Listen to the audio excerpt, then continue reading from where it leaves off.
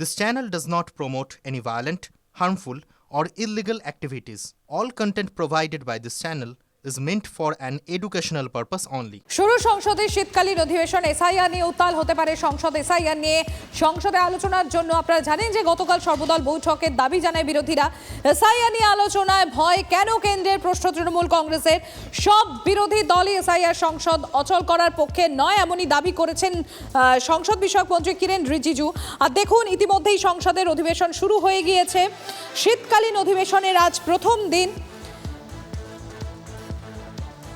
আপনারা দেখতে পাচ্ছেন সেই ছবি। सहयोगियों के निधन पर गहरा शोक व्यक्त करती है। शोक संतप्त परिवारों के प्रति अपनी संवेदना व्यक्त करती है। अब सभा दिवंगत आत्माओं के सम्मान में मौन रहेगी। এবার যে খবরের দিকে আমাদের নজর থাকছে, বালি পাচার মামলায় ফের অ্যাকশন এনফোর্সমেন্ট ডিরেক্টরেট। কলকাতা সহ রাজ্যের 12 জায়গায় অভিযান কেন্দ্রীয় এজেন্সির। নিউ আলিপুরে এক ব্যবসায়ীর বাড়িতে তদন্তকারীরা। সুজয় রয়েছেন আমার সহকর্মী, আমার সঙ্গে সুজয়। নিউ আলিপুরে যে ব্যবসায়ীর বাড়িতে এই কেন্দ্রীয় এজেন্সির অভিযান, মূলত কোন তথ্য থেকে এই অভিযান, কোন সূত্র মারফত, ডিটেলস জানতে চাইবো তোমার কাছ থেকে সুজয়।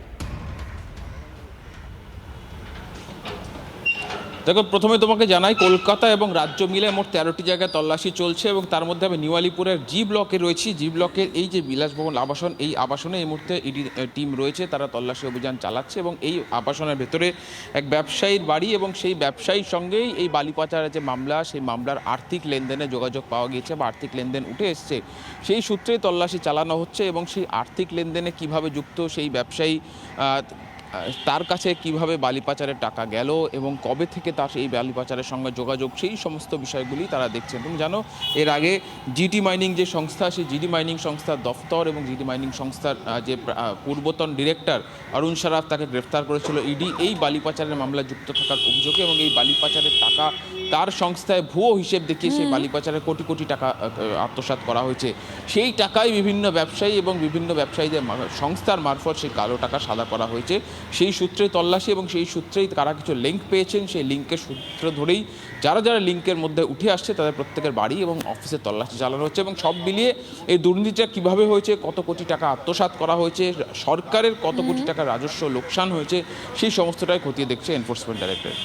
একেবারে আমাদের এদিকে নজর থাকবে সুজয়। আমি আবারও ফিরবো তোমার কাছে, তবে আপাতত তোমাকে ধন্যবাদ। এদিকে আপনাদের জানাই বালি পাচার মামলায় ঝাড়গ্রামে ইডির অভিযান আমরা নজর রাখবো। রাজ্যসভার দিকে এবার নজর রাখি, সেখানে বক্তব্য রাখছেন প্রধানমন্ত্রী। महत्वपूर्ण विषयों पर चर्चा, महत्वपूर्ण निर्णय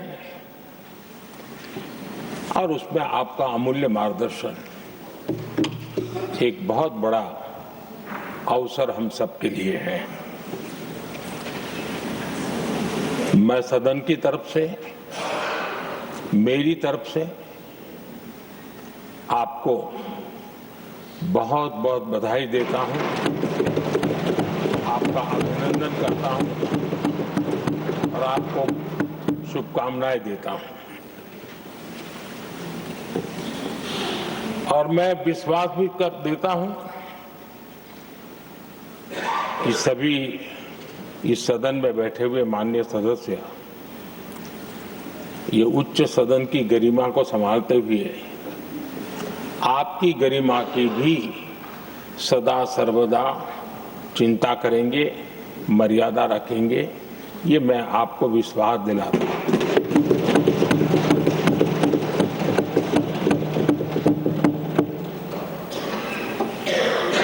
हमारे सभापति जी एक सामान्य परिवार से आ रहे हैं, किसान परिवार से निकले हैं और पूरा जीवन समाज सेवा के लिए समर्पित किया है। समाज सेवा ये उनकी निरंतरता रही है। राजनीतिक क्षेत्र उसका एक पहलू रहा है, लेकिन मुख्य धारा समाज सेवा की रही है। समाज के प्रति समर्पित होकर के जितना कुछ अपने युवा काल से लेकर अब तक वो करते आए हैं, करते रहे हैं। वो हम सभी समाज सेवा के प्रति रुचि रखने वाले लोगों के लिए एक प्रेरणा है, एक मार्गदर्शन है। सामान्य परिवार से, सामान्य समाज से, सामान्य राजनीतिक जहां अलग अलग करवट बदलती रही है, उसके बावजूद भी आपका यहां तक पहुंचना, हम सबका मार्गदर्शन प्राप्त होना, ये भारत के लोकतंत्र की सबसे बड़ी ताकत है।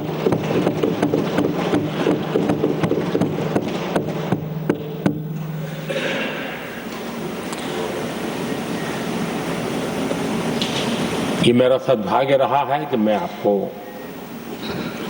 लंबे अरसे से परिचित रहा हूं। सार्वजनिक जीवन में साथ साथ काम करने का अवसर भी मिला है। लेकिन प्रधानमंत्री के रूप में जब मुझे यहाँ दायित्व मिला और जब मैंने आपको अलग अलग जिम्मेवारियां में काम करते देखा, तो मेरे मन पर अतिशय सकारात्मक भाव जगना बहुत स्वाभाविक था।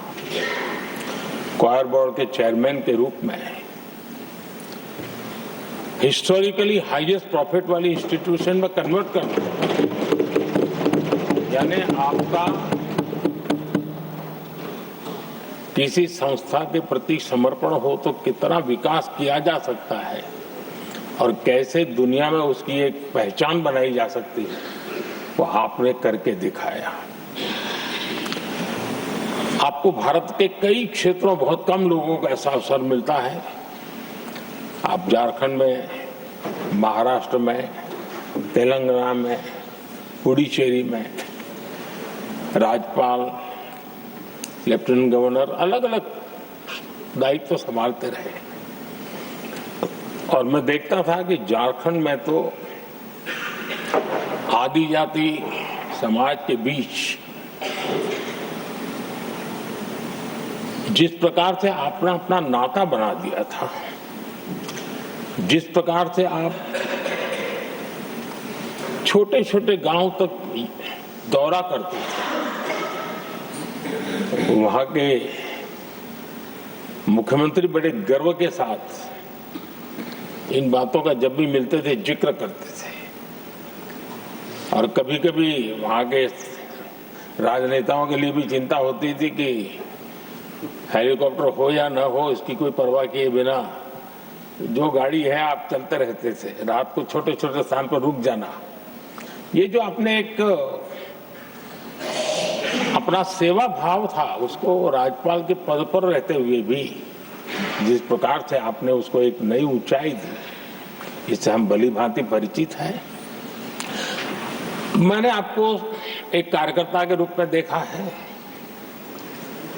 एक सहयोगी के रूप में हम साथ काम किए हैं, सांसद के रूप में देखा है, अलग अलग पदों पर देखते हुए आज यहां पर पहुंचे। लेकिन मैंने एक बात महसूस की है कि आमतौर पर सार्वजनिक जीवन में पद पर पहुंचने के बाद कभी लोग पद का भार अनुभव करते हैं और कभी कभी प्रोटोकॉल में दब जाते हैं।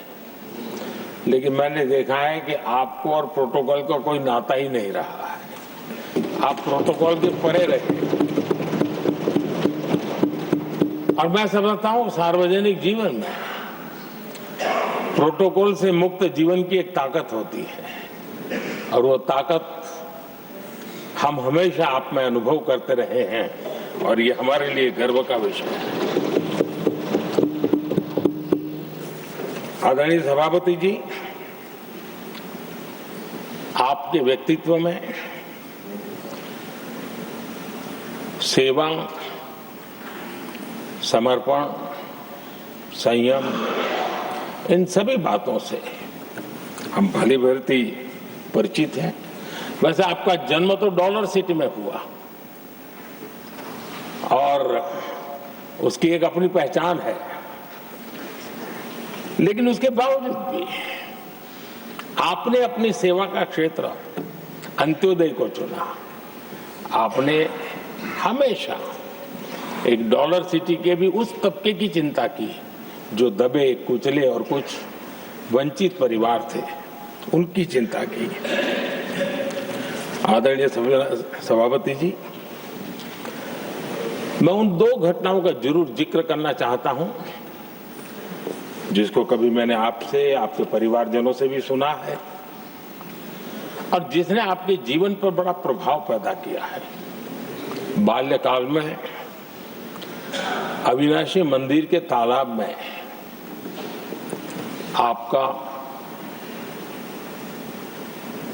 डूबने की संभावनाओं के बीच की अवस्था आपके लिए हमेशा रहा है कि मैं तो डूब रहा था, किसने बचाया, कैसे बचाया पता नहीं, मैं बच गया। और उस ईश्वर ने कुछ आप पर कृपा की, इस प्रकार का भाव आपके परिवार के लोग हमेशा बताते हैं। और दूसरा जो हम सब बहुत बारीकी से जानते हैं, जब कोयम्बतूर में लाल कृष्ण आडवाणी जी का यात्रा होने वाली थी, उसके कुछ समय पहले एक भयानक बम ब्लास्ट हुआ। शायद 60-70 लोग मारे गए। भयंकर बम ब्लास्ट था और उस समय आप बाल बाल बच गए थे। इन दोनों में जब आप ईश्वरीय शक्ति का संकेत देखते हुए अपने आप को समाज के प्रति अधिक समर्पित भाव से काम करने की जो आपने वजह के रूप में उसको कन्वर्ट किया, ये अपने आप में एक सकारात्मक सोच से बना हुआ जीवन का प्रतिबिंब है। आदरणीय सभापति जी, जो एक बात मैं जानता नहीं था लेकिन अभी मुझे पता चला, आप शायद अभी उपराष्ट्रपति बनने के बाद काशी गए थे और आपका काशी का दौरा था, तो एक सांसद के नाते स्वाभाविक रूप से मेरा मन वहां सब कुछ ठीक ठाक हो ही रहता है। लेकिन आपने वहां एक बात बताई जो मैंने सुनी, मुझे मेरे लिए नई बात थी। आपने वहां कहा कि आप वैसे तो नॉनवेज के आदी थे, लेकिन जब पहली बार आप काशी गए थे जीवन में और काशी में पूजा वगैरह की, माँ गंगा को अपने आशीर्वाद प्राप्त किया माँ गंगा से, और पता नहीं आपके भीतर एक संकल्प जगा और उस दिन से आपने तय किया कि आप अब नॉनवेज नहीं खाएंगे।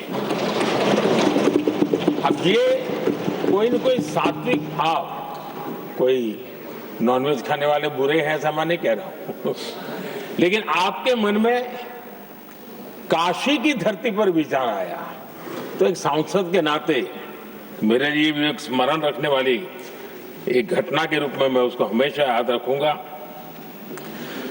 भीतर कोई न कोई आध्यात्मिक भाव जो इस प्रकार की दिशा में ले जाने की प्रेरणा देता है।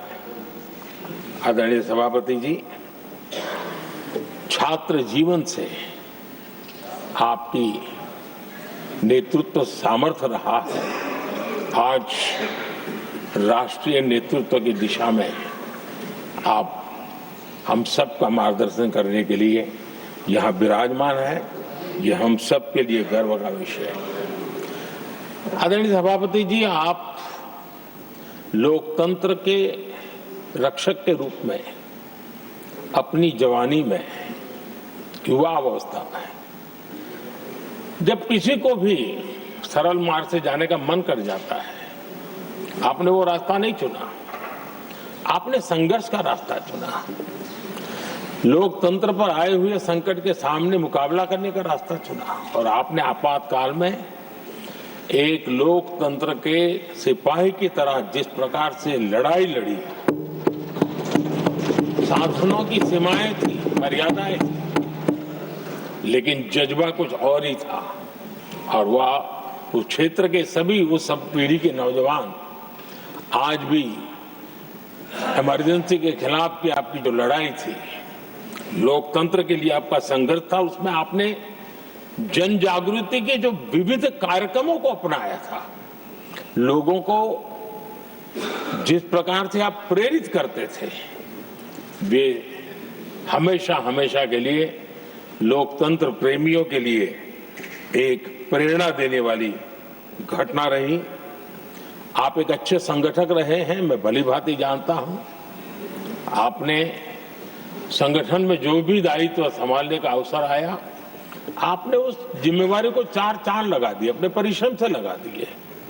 आपने हमेशा सबको जोड़ने का प्रयास किया,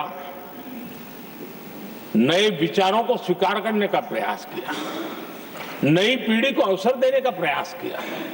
ये हमेशा संगठन में आपके कार्य की विशारत रही।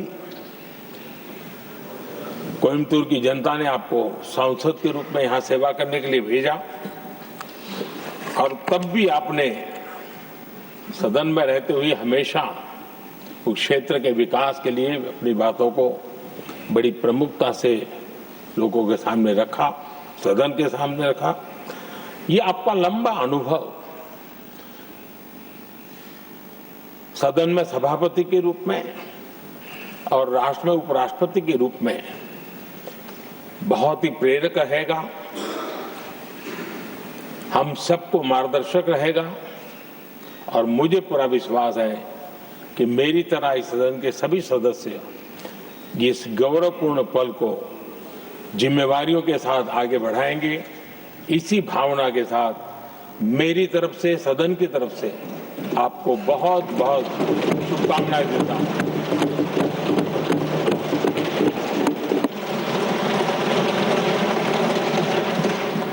Honorable Deputy Chairman.